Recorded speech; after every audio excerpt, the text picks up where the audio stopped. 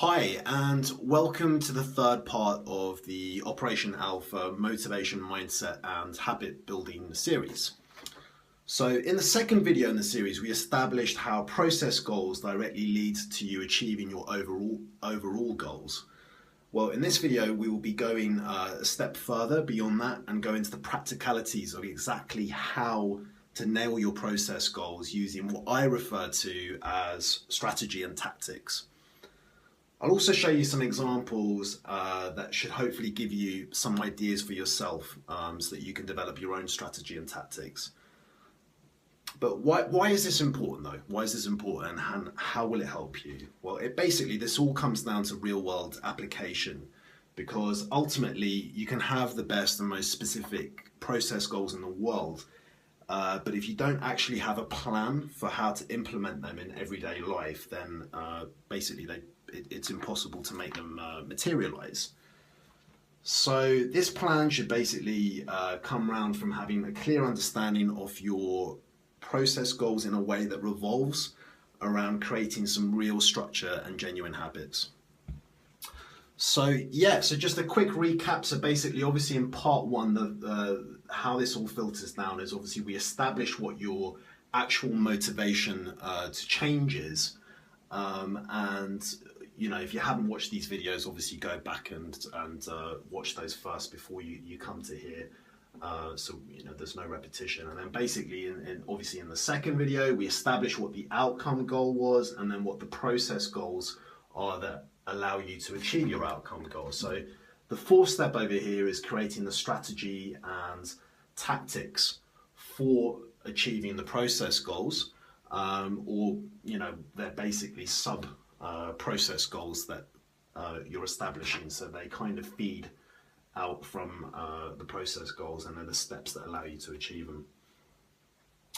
So basically what we want to achieve over here is systems that are basically the smartest and most efficient way for you to achieve your process goals, because obviously the easier we can make this, the more manageable it's going to be, and the much more likely you are to stay the whole course and achieve long-term success.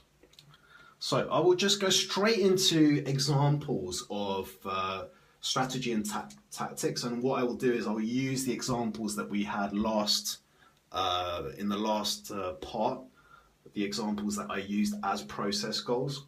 So I will basically show you some strategy for achieving those goals. So the first one we had was the weekly meal plan. So strategy and a tactic for that might be planning next week's meals on Thursday.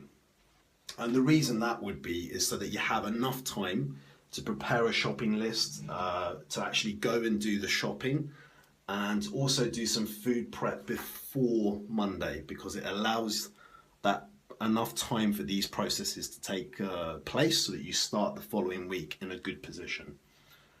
Another tactic might be planning the meals around protein and fruit and veg, because these are the most important parts of your diet.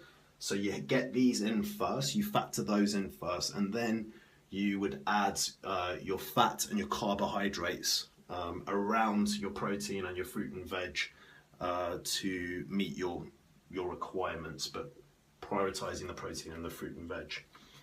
Another tactic for your weekly meal planning would be including plenty of high volume, low calorie foods, which is going to help to manage your appetite so that it's easier for you to stick to your targets.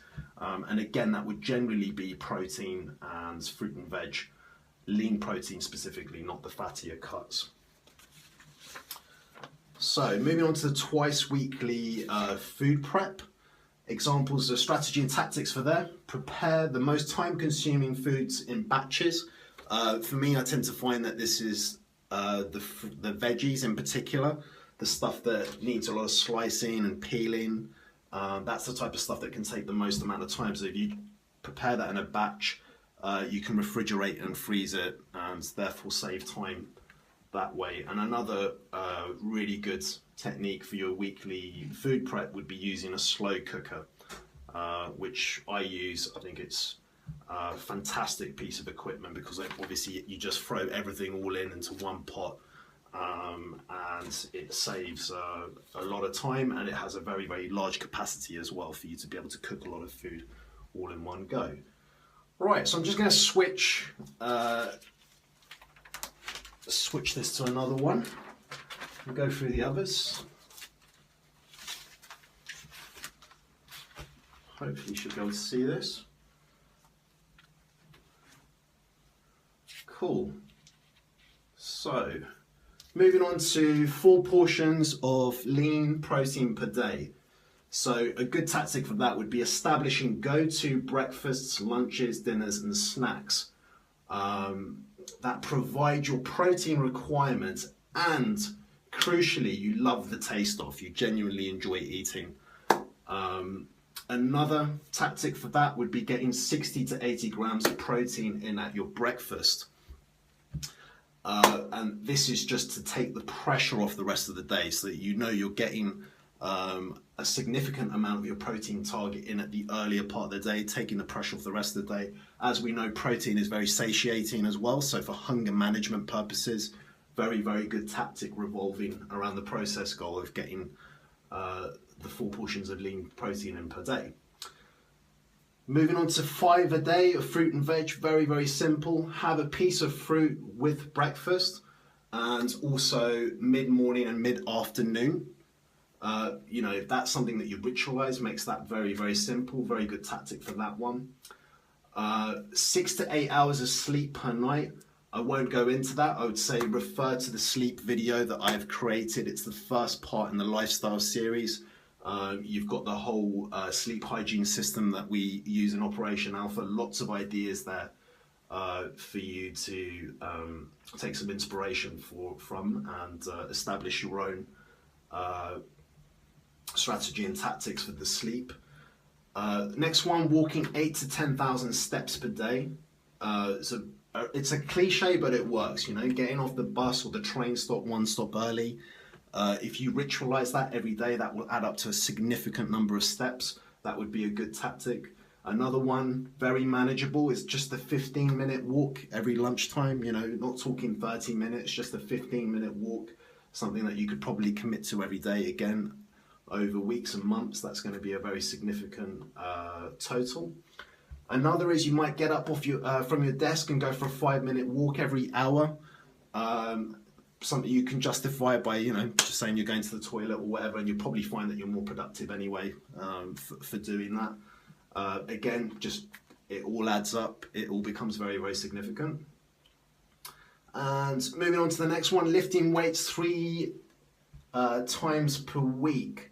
So something that I do is I diarize my training sessions and I make them non-negotiable, negotiable recurring appointments, and you would also factor in your travel time for those as well. So that's something you could try. Another one might be getting a gym buddy. So that's somebody that you train with, and obviously you can support each other and keep each other accountable with that. So moving on to the last one that I suggested as examples from last week. So we've got limiting booze to once a week. So there's a few things that you could try, just some ideas. So you could keep your home free of booze. That might be a really good idea. Something that works with food as well is keeping the environment conducive to the goals that you're setting for yourself, and then just buying the booze once a week or going out for a drink once a week. Another is, again, you might work with a buddy who has a similar goal to you, has the same goal with regards to the boozing. And again, that's a nice kind of thing that's similar to the gym buddy, where you can keep each other accountable, you can support each other and make agreements with each other that you're less likely to renege on, because you've made an actual commitment to somebody else and you're supporting them with their journey. Another thing that I think is very effective for the booze is using MyFitnessPal to track your calories and macros, but being very precise about it, very, very precise. And the reason why is, if you're doing that, you're going to have a constant process where you are checking in with what your intake is, and that is going to lead to awareness. So you're going to have this precision and awareness process going on, and you're always going to be aware of the impacts of what your drinking can have on your overall goals. So yeah, there you go. So that's basically examples of strategy and tactics. The whole idea though really is it all revolves around trial and error. You need to try these things, see what works for you, and always understand that this is an ever-evolving learning process. It's not going to happen overnight. You be patient with it, you just test and try things, and then what's going to happen is eventually you're going to be hardwiring new, really good habits that support your goals. Okay, so that's basically it for this part. As ever, I welcome any feedback and any questions you may have. You can email me at wolfpack@operation-alpha.com. Cheers.